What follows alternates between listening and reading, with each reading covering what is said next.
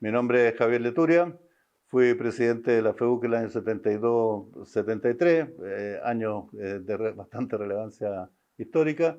Han pasado 50 años, pero aquí estamos con la misma actitud de la primera hora. ¿De qué manera usted ingresa a la universidad, ingresa y se involucra en la actividad política que hay en ese momento en la universidad? Bueno, yo ya venía más o menos ingresado porque había sido dirigente en mi colegio, era presidente del centro de alumnos y de algunas otras organizaciones. Habíamos organizado algunas actividades interescolares, entonces y habíamos tenido contacto con gente de la universidad. De tal forma que cuando entramos a leyes primer año, uno ya más o menos se ubicaba cuál era el panorama. Yo entré el año 68, en el año 67 había sido la famosa toma de la universidad. Entonces estaba muy latente todo ese asunto y había mucho contacto entre dirigentes de colegios universitarios. Era un ambiente conocido. Recordemos que en esa época todo era más chico, los colegios eran menos, la universidad era infinitamente más pequeña, tendría 7.000, 8.000 alumnos. Entonces, ¿Y cómo era el ambiente político en ese momento cuando usted entra? ¿Cuáles eran las fuerzas políticas que estaban en pugna? ¿Cuál era el escenario? ¿Qué era lo que se discutía? bueno, era una noticia en desarrollo. Recordémonos que el año 64 había ganado Eduardo Frei, una pelea bastante confrontacional, que era un poco libertad-comunismo, la revolución en libertad de Frei, y el año 65 una avalancha electoral de la democracia cristiana que se ganó el 80%, el 70%, no me acuerdo, del Congreso. Entonces había una predominancia democrática cristiana muy fuerte, y sobre todo en la juventud. Todas las federaciones de estudiantes eran democráticas cristianas, todas, sin excepción, y venían siendo desde varios años antes. Lo que ocurrió es que yo estoy hablando del año 67, todas democracias cristianas. El 68 ya no eran todas democracias cristianas, pasaron a la izquierda, excepto la católica que pasó al gremialismo. Hubo una evolución dentro de la democracia cristiana, el MAPU, la izquierda cristiana.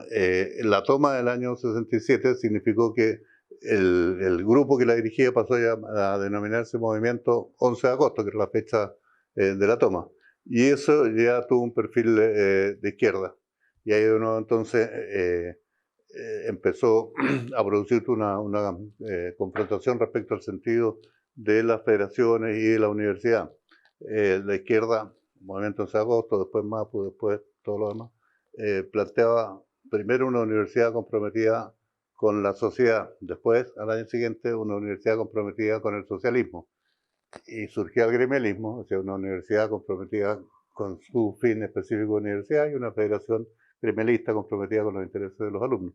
Entonces ahí se produjo una confrontación bastante fuerte, y después de que, después de la toma, la izquierda arrasó, la izquierda que venía de la democracia cristiana arrasó en las elecciones, pero al politizar el proceso, al año siguiente perdieron la federación y ganaron los gremialistas, una elección bastante estrecha, pero se dio vuelta la situación en la universidad, de haber sacado el 70% de la izquierda a sacar el 49%.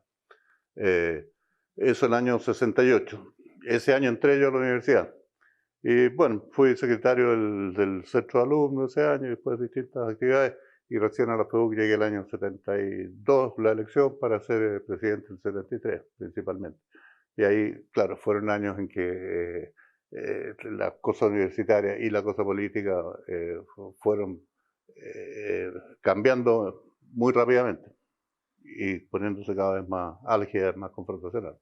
La elección del año 70 fue curioso precisamente por eso de los tres tercios, ¿ah? Y sobre todo que el tercio que podría ser el tercio de centro era un tercio que representaba a Tomic, que no era tan de centro, que era bastante más cercano a la izquierda, aunque su respaldo era cristiano, pero Tomic quiso hacer una alianza con la izquierda. Sin unidad popular no habrá candidatura a Tomic, dijo. Hubo candidatura a Tomic igual, pero de Frei a Tomic hubo una izquierdización. Frei era opuesto completamente al comunismo, y Tomic era bastante más hacia la izquierda, o sea, había una diferencia fuerte entre ellos. Pero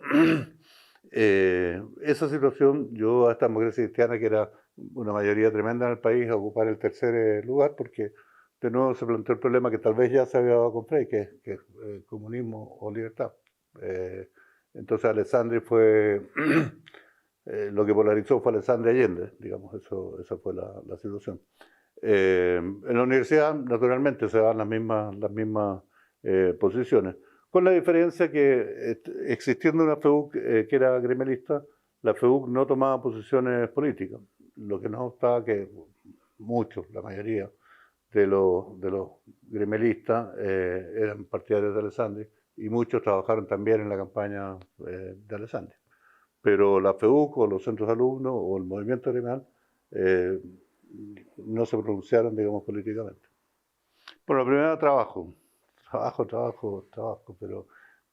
y un trabajo muy persona a persona, por ejemplo, las elecciones, lista en mano, se recorría y se iba conversando para convencer a la gente de que votara por la lista nuestra y segundo para que fueran a votar, que era también entonces un problema. Menor que ahora, había más participación, pero siempre había que ir a buscar gente. Pero había mucha formación doctrinaria también. Jaime Guzmán era un gran formador de gente y muy preocupado, digamos, de los aspectos doctrinarios. Y entonces él formaba tanto en grupo como personalmente a muchas personas, pero también pedía la colaboración de profesores y de otra gente que participaran en este proceso de formación de juventud, no solo en lo que es el gremialismo en la universidad, sino que en temas un poco más amplios también, así con profesores muy destacados como Julio Filipe, otra gente. Se hacía una cosa un poco más amplia, pero el movimiento gremial, siendo un concepto que de por sí son muy básicos, porque son de sentido común, de las autonomías sociales, sí era muy bien fundado, digamos, doctrinariamente. Entonces eso era a través de folletos, documentos menores, pero se iban enunciando los principios de autonomía de las organizaciones universitarias. Eso sí se difundía mucho y se confrontaba con el resto. Pero había una preocupación porque los dirigentes tuviesen una buena formación. Siempre la hubo. ¿Y qué relación tenían ustedes con la que después se convierte en la oposición al gobierno, ¿verdad? Con la derecha institucional de ese tiempo? Porque lo que había existido en la universidad previo al movimiento gremial era juventud conservadora, juventud liberal, y lo que existía a nivel nacional era más o menos eso, eran partidos. Claro. ¿Cómo dialogaba? Yo creo que el gremialismo surgió como una alternativa bastante distinta, porque volviendo a esa elección del año 65, los partidos de derecha prácticamente desaparecieron. Era el Partido Conservador y el Partido Liberal, que sacaron 3, 4 diputados cada uno, desaparecieron, habiendo sido partidos bastante importantes. Entonces, ahí Jaime Guzmán, sobre todo, pensó que la derecha no era la solución y que aquí había una crisis bastante más profunda, una crisis institucional, ¿ya? Que de algún modo la había planteado políticamente también Jorge Alessandri o gente como Jorge Prata. Había muchos actores políticos que veían que había una crisis institucional más profunda y que la derecha tal como se presentaba no era la alternativa. Entonces, en vez de participar de los grupos conservadores o liberales que había, que después se unieron para formar el Partido Nacional, la Católica se organizó el gremialismo al margen de los partidos tradicionales, lo que significaba una confrontación a nivel de las cúpulas del Partido Nacional. No le gustaba para nada que existiera el gremialismo, pero dentro, por lo menos en la Católica,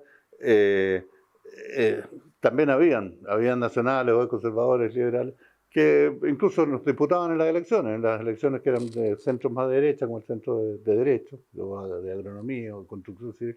A veces habían listas de la derecha y listas gremialistas, habían las dos cosas, pero el camino se fue separando en forma muy clara, sobre todo cuando se fue desarrollando el proceso político del país. Nosotros planteamos hacer una nueva institucionalidad. Cuando pedíamos la renuncia de Allende, hacer una nueva institucionalidad a través de la renuncia de Allende, y planteábamos que la crisis exigía un modelo político distinto a lo que había sido los últimos 30, 40 o 50 años. Que si bien el alumnado por todos esos años fue gremialista, en los círculos más académicos la izquierda era más predominante. El rector era una persona que había surgido este movimiento del 11 de agosto, pero que era muy dialogante y tenía una muy buena relación incluso con nosotros.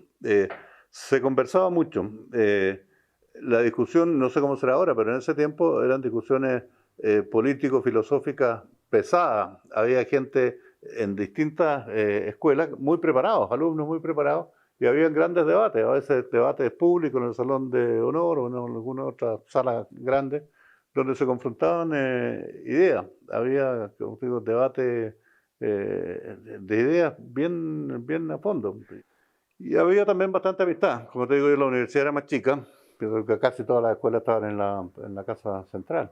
Entonces, uno de repente decía, este era compañero mío, ¿estudió leyes? No, estudiaba medicina, agronomía, pero íbamos al mismo casino, y nos conocíamos entre gente de distintas escuelas, y había amistad, mucha conversación. En ese tiempo las reuniones normalmente se hacían en la casa de alguien en la noche, se funcionaba más tarde, y largas conversaciones.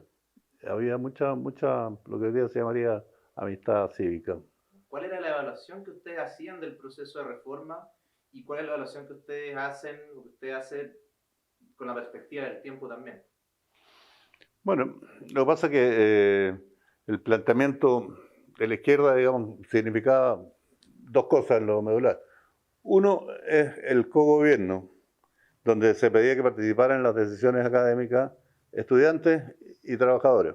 Eso por un lado. Y por otro lado, el compromiso de la universidad con el proceso político. Entonces, contra esas dos cosas era lo que nosotros luchábamos. Nos parecía que el cogobierno, y nos parece hoy día todavía, y de hecho así ha quedado demostrado donde se ha aplicado. O sea, no pueden los alumnos que son los que van a aprender decir qué es lo que tienen que hacer los profesores, eso en síntesis. Y lo otro es que, sin perjuicio, que en la universidad debe darse el más amplio debate político y que es legítimo que los profesores planteen, sobre todo en carreras que son de debate, posiciones distintas y las defiendan su propia posición, que puede ser distinta a la de lado.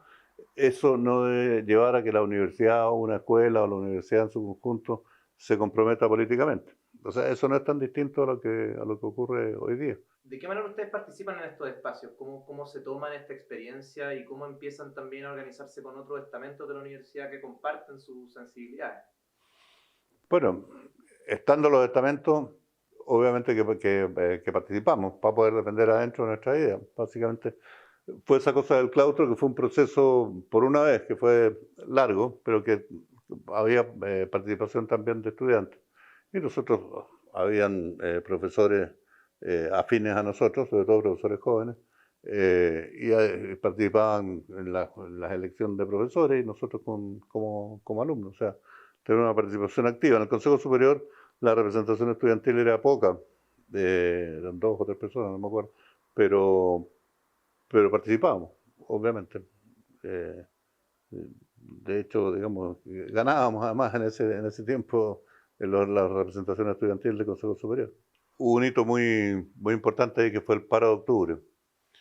Lo curioso es que Allende no tuvo mucha oposición al comienzo de su gobierno, como todo gobierno nuevo, digamos, excepto este, tiene normalmente un año de tranquilidad. Entonces, Allende eligió el 70, el 71 fue relativamente tranquilo. A finales del 71 parte un asunto muy importante en la Católica, que es Canal 13 a todo Chile. La televisión era una cosa incipiente. Televisión Nacional estaba llegando prácticamente, no a todo Chile, pero a las capitales de regiones. Y la Universidad Católica tenía la posibilidad de extenderse. Pero el gobierno se lo empezó a impedir con distintos resquicios, decretos administrativos, etc. Entonces empezó a dar una pelea, Canal 13 de todo Chile. Se instaló en Concepción, donde la Universidad Católica tenía una pequeña sede, que hoy día es la cuantísima Concepción, la universidad, entonces era algo muy chico. Y eso fue la primera campaña contra el gobierno de Allende,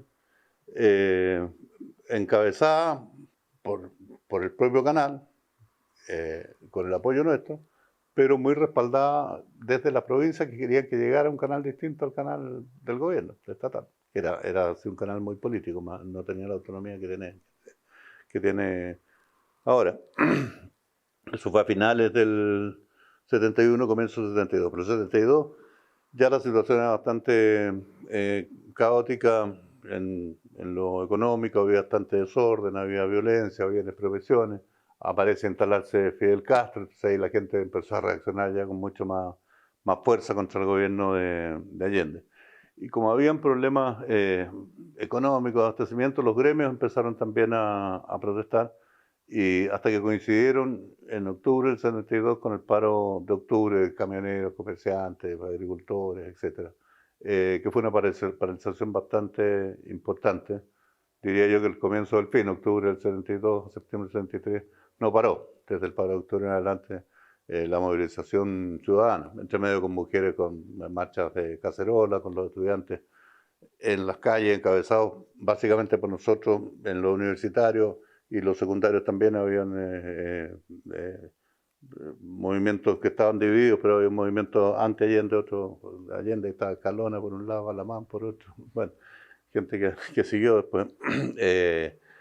Entonces ahí ya la cosa se extendió, y de la universidad salió para afuera porque en el fondo decía, ustedes no son políticos, claro, pero cuando hay un tema esencial de defensa de la libertad, uno no puede distinguir, digamos, la libertad es una cosa indivisible, y si se acaba la libertad en el país, se va a acabar en las universidades, se va a acabar en los gremios, se va a acabar en todas partes. Entonces, uno al defender lo propio, tiene que defender también lo general, para poder defender lo propio. Entonces, ahí tuvimos un papel preponderante. Empezaron los paros a interrumpir la vida, la continuidad de la actividad académica.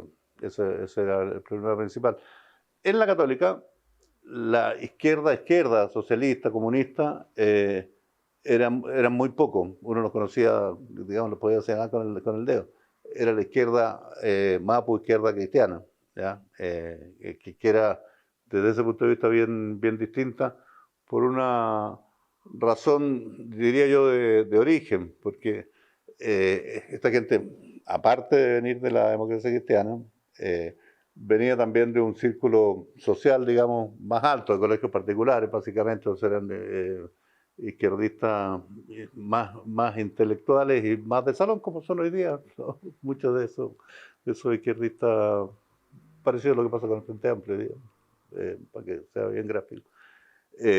Entonces no había una confrontación ni tan violenta ni tan odiosa. ¿Cómo llega usted a ser candidato a presidente? Bueno, como me había tocado un papel muy activo previo, tanto en la FEU, que había sido vocal en algún momento de actividades, entonces era el que organizaba las cosas más festivas, pero también era presidente del movimiento gremial. El año anterior había sido vocal, pero yo era presidente del centro derecho y presidente del movimiento gremial a la vez. Entonces era como más o menos en ese momento el que le tocaba. Y bueno, como derecho siempre una cosa más o menos fuerte. En fin, fui el candidato, ¿no? La campaña nuestra fue muy entusiasta, muy alegre. Teníamos, en ese tiempo ya estaba el campo Oriente, estaba el campo de Vicuña Maquena. Entonces estaba educación, lo que es pedagogía, muy masivo, muy femenino. Entonces teníamos actividades muy al estilo más gringo, con plumeros, con cosas. Fue muy festiva la campaña, sin perjuicio que éramos vanguardia por la lucha por la libertad, digamos, defensa de la democracia, etc.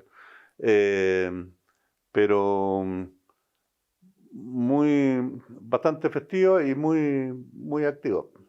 Muy activa, mucha presencia. Teníamos muchos dirigentes, mucha presencia en todos los campos. Y las elecciones se recorría curso por curso, uno golpeaba, profesor, permiso, puedo hablar, recorrimos y lista en mano ya. En ese tiempo existían los cursos, que hoy día con los ramos más desordenados, pero ya tercer año de agronomía, la lista, ya ¿quién lo conoce? Ya ¿quién habla con él? Bueno, un trabajo bien de hormiga se hacía para las elecciones. La cosa gremial era muy fuerte, pero los gremios son bastante independientes y los líderes gremiales bastante recelosos del lado. Entonces estaban los comerciantes, los camioneros, los mineros. Entonces les resultaba muy fácil a ellos que la juventud fuera el denominador común, que fuera como un nexo y como un lugar de encuentro, dar la universidad, que se hacían reuniones en la universidad, algunas, como el hecho de que el nexo, la coordinación estuviera en manos de la gente joven, hacía que no hubiera rivalidad, no era el comerciante contra el camionero, sino que nadie estaba contra los estudiantes y todos felices que los jóvenes, lo típico que se hace el discurso de favor de la juventud, si sea cierto o no, pero permite que la juventud pueda, si no articularse, por lo menos un denominador común, un lugar de encuentro para gente que va por canales distintos. Ahora, lo que ocurrió también, que fue una casualidad, fue que la famosa marcha de los mineros, dentro de todos los movimientos que habían de protesta, los mineros que vienen caminando, que se toman el puente en el río Maipo, cortan la carretera y llegan a Santiago. Incluso llegaron originalmente al Partido Demócrata Cristiano, pero como eran muchos, estaba lloviendo, salieron de ahí y llegaron a la universidad. Y se quedaron en la universidad por 15 días. ¿Ya? Después nosotros mismos nos preocupáramos de decir, oye, sigamos que aquí hay que hacer clases, ¿ya? O sea, por favor. Pero eso fue un hito también, los mineros, que ya eran más peso pesado, porque los mineros se supone que tenían dinamita, nunca lo usaron, pero siempre se pensaba que la marcha podía ser menos pacífica por las herramientas que podían tener los mineros. Pero los mineros adentro de la universidad, con la juventud, marchas en las calles, se hizo una manifestación gigantesca con las mujeres frente a la Católica y se habló desde los balcones de la Católica. Paradojalmente el rector, que era de izquierda, pidió hablar y habló y apoyó a los manifestantes. Era un personaje muy especial, Fernando Castillo. Pero eso significó que la Universidad de la Católica fue un hito en ese momento. O sea, el gremialismo y la Universidad Católica. Estaba el tema del Canal 13. Se fueron vinculando varios factores para que fuese un lugar relevante. Profundicemos en el tema del rector, de Fernando Castillo Velasco. ¿Cuál era la relación que tenían con ustedes?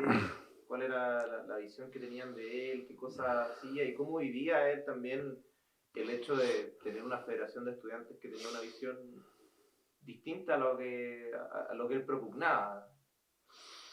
Él llegó como rector en forma bastante violenta y hubo algunos altercados también de violencia, no física, por no se diga eso, pero sí de grupo que le podían gritar cosas al rector.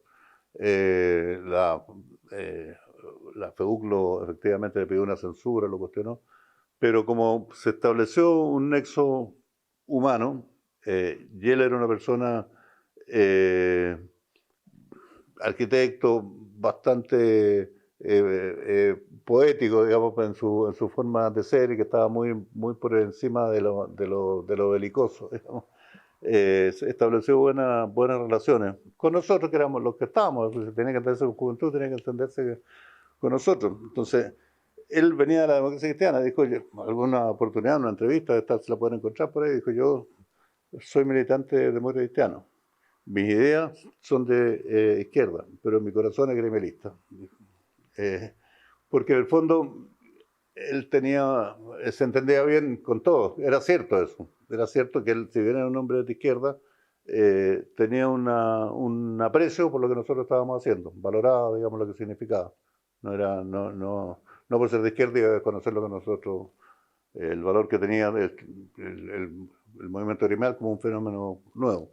El 11 de septiembre, ¿cómo lo veían ustedes desde la universidad y desde la FEU? Primero, los acontecimientos que llegan hacia allá y luego el día mismo y el cambio que significa. Bueno, nosotros teníamos convocado una marcha para ese día. Se suponía que iba a ser una marcha muy grande, que partía desde la Católica, pero con secundarios, universitarios, una marcha muy masiva. Nosotros antes habíamos iniciado una campaña pidiendo la renuncia de Allende con firmas en las calles, que partió desde la Casa Central, ahí se fue en todas partes, empezaron a pedir la renuncia de Allende, y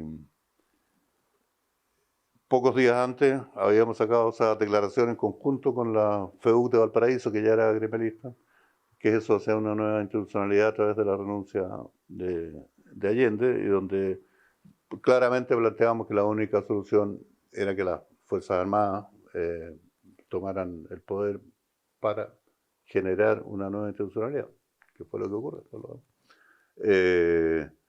Y teníamos una marcha para ese día, para ese mismo día, que se supone que iba a ser una marcha muy grande y posiblemente bastante violenta, con contra manifestaciones. Ya había empezado, era cada día más frecuente que muriera o mataran a personas. Entonces, con bastante riesgo de eso, pero también el riesgo significaba precipitar la explosión posiblemente de un golpe. Pero los hechos se anticiparon y nos quedamos con las ganas de marchar porque la marcha estaba convocada a las 10 de la mañana, pero a esa hora ya estaba la moneda rodeada. Por una parte, recuerdo yo que nosotros no llamamos a celebrar, sino si bien nos parecía, digamos, que era un gran acontecimiento el 11 de septiembre, lo que sí dijimos que iba a ser un proceso bastante doloroso, digamos, y con consecuencias de lo que conocemos, digamos, de muerte y prisiones, etc. Entonces, llamamos a la calma, a no celebrar, a retomar las actividades con normalidad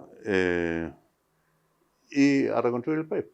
Eso, buscamos reconstruir el país, el llamado nuestro, y había mucho entusiasmo. Acuérdense, la gente regalaba sus joyas, hasta su argolla de matrimonio para hacer una aporte a la reconstrucción, que era una cosa simbólica, porque en plata no iba a hacer mucho, pero era, pongamos todo de nuestra parte, y la gente lo hacía.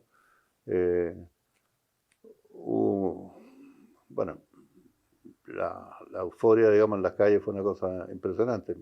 Así como lo fue también cuando ganó el no en el plebiscito del 89, pero la gente con banderas, que es gente que uno no se hubiera imaginado, como el rechazo ahora, o sea, gente que uno pensaba que era de izquierda, feliz con banderas, porque la situación era caótica. No sé si tanto por lo político, pero era tan mala la situación económica, la escasez, muchas razones de molestia, que la gente realmente aplaudió el golpe. Eso es una cosa indesmentible, o sea, en ese momento el apoyo fue tremendo. Así que. Y el cambio que se produce en la universidad, que no es inmediatamente en el golpe, pero ya en cosa de menos de un mes, la Junta Militar nombra un rector delegado, digamos, y consiguientemente la salida de Fernando Castillo Velasco y la interrupción del proceso de reforma universitaria. ¿Cómo leen ustedes esa designación, ¿verdad?, del almirante Suet? Bueno, tuvimos la suerte que fue el almirante Suet, pero como un bien necesario, porque obviamente que había que parar el proceso de reforma, que de alguna forma ya era muy declarativo, pero en la práctica tampoco era una cosa que estaba funcionando muy bien. Lo que sí, obviamente que en el primer tiempo tenía que haber restricciones de tipo político, manifestaciones, y por eso se intervinieron todas las universidades. A la Católica le tocó la suerte de tener una persona que con condiciones para ser rector notables, porque en otra parte a lo mejor era un militar que académico no tenía nada, pero el almirante Suet fue un gran rector, tanto así que después lo eligió el propio Vaticano, lo dejó como rector, porque hizo una gran labor, lo que yo creo que facilitó las cosas al interior de la universidad, que se puso calma, se puso orden, pero con un buen entendimiento humano. Yo en verdad, a esa altura, yo ya no estaba en la universidad. 11 de septiembre, digamos, las elecciones tradicionalmente son... Algo increíble. Algo increíble porque nosotros convocamos elecciones. Y justo había llegado el almirante Suet y hablamos con él y nos dejó convocar elecciones. Y lo que ocurrió, tal vez en ingenuidad nuestra, presentamos la lista, inscribimos la lista que encabezaba Arturo Fontaine, y no se inscribió ninguna otra lista, porque posiblemente la gente de izquierda no consideró prudente ir a una elección en esas circunstancias. Entonces no hubo elección, sino que había, por reglamento, si había una sola lista, quedaba elegida esa lista. Y eso fue lo que ocurrió. Porque, bueno, ya venía el proceso más o menos, uno sabe, en las elecciones en octubre, en septiembre ya más o menos se estaba armando la cosa electoral. Pero fue así. Entonces, no fue una federación nombrada por el rector Adeo, sino que fue legalmente elegida. Se permitió la federación y te diría que antes de lo que puede haber ocurrido en el país empezó también una apertura y se empezó a permitir que hubiesen grupos políticos dentro de la universidad disidentes a la línea oficial gremialista o disidentes al gobierno militar. Claro, hubo continuidad. Hubo continuidad porque, bueno, porque no era una federación que iba a ser problema. ¿Cuál es la evaluación que usted tiene, digamos, de ese proceso y de, digamos, de la persistencia de este modelo de elección interna que se va desgastando progresivamente, como sucede con todos los modelos? Lo que ocurre es que el gobierno militar trató de prescindir de los partidos políticos. De hecho, a los líderes de los partidos de derecha los mandó embajadores a alguna parte para que no tuvieran mayor presencia en Chile. Y si uno revisa, convocó a gente extremadamente joven. Entonces empezó a sacar gente joven de distintas partes. No solo de la Católica en Santiago, sino que en provincia ocurría lo mismo. Pero básicamente confió en gente joven que no estuviera contaminada políticamente. Entonces, por eso se habla de los Chicago gremialistas. O sea, hubo efectivamente mucho profesional de la Católica, pero no solo de la Católica, pero profesional joven que ocupó distintos cargos de gobierno. Y por otro lado, hubo un equipo de economistas jóvenes bastante compactos, que tampoco eran todos de la Católica, pero sí eran todos de una escuela de economía liberal, no todos de Chicago, pero principalmente. Entonces, ahí se da esa coincidencia, más bien porque hay muchas personas. Y en lo institucional, claro, está Jaime Guzmán en el tema de la Constitución y con bastante influencia en otras áreas, y posiblemente a través de él mucha gente llegó también al gobierno. Entonces, hay una presencia en esos primeros años de mucha gente joven, proveniente más del mundo gremial y no tanto de los partidos políticos de derecha. Bueno, primero que estamos más viejos, han pasado 50 años. 50 años en los cuales posiblemente en la historia de la humanidad han pasado más cosas que en los 500 anteriores, digamos, la velocidad de los cambios es una cosa vertiginosa. No obstante, pareciera ser que la historia tiende a repetirse, con fórmulas muy distintas, con esta tecnología que tenemos ahora. Pero los ciclos como que se repiten, y si bien en la forma es diferente, en el fondo lo que está ocurriendo hoy día en Chile no es tan distinto a lo que ocurrió en la Unidad Popular, con la diferencia que yo creo que es mucho más grave, porque antes la cosa, marxismo-capitalismo, es una cosa más simple, más ramplona a grandes líneas, pero ahora es una cuestión cultural que va mucho más al fondo, alterando más bien la naturaleza de las personas, de la sociedad, más que la del Estado, que era lo que se discutía antes. Ahora la pelea va a lo cultural, más bien a lo que se piensa sobre el hombre. Bueno, hay toda una cuestión religiosa incluso detrás de esto, digamos, pero es bastante más complejo, no da para esta reunión, pero sí, lo que valdría la pena decir que yo creo que de alguna forma, ya que estamos hablando de la FEUC, lo que tú mencionabas de la continuidad, pero también la FEUC ha marcado como un estilo distinto al del resto de los movimientos estudiantiles. Siempre tiene una característica, primero bastante destacada y siendo una universidad más chica bastante influyente, desde la Falange que surgió de ahí en estos primeros años, digamos. Hasta ahora, y donde ha habido gente de derecha y de bastante izquierda últimamente, pero siempre generando algunos planteamientos bastante positivos, no tan violentos como en otras partes, y de alguna forma llevando algún cierto liderazgo, anticipándose a los hechos que ocurren en otras partes, una cosa bastante notable, diría yo, me parece, mirándolo ahora más de lejos, pero que es un continuo de la FEUC. Y de sus dirigentes, en distintos ámbitos, porque uno ve los que han seguido en política, pero de repente uno encuentra dirigentes que han sido presidentes o dirigentes de la FEUC en cargos gremiales, en cuestiones de la iglesia, haciendo una labor bastante positiva y con bastante sentido de servicio. Yo creo que es una cosa que tiene todavía la Universidad Católica y la FEUC, el sentido del servicio público en cualquier ámbito, o en la docencia, en distintas esferas. Y tú me preguntabas a mí en qué me marcó, creo que en ese sentido, que tú quedas comprometido o adquieres una cierta inclinación o vocación hacia el servicio público y un compromiso, en el caso nuestro por lo menos, una versión más grimerista, de ese, el compromiso como el cumplimiento de un deber moral prácticamente y no de un interés personal.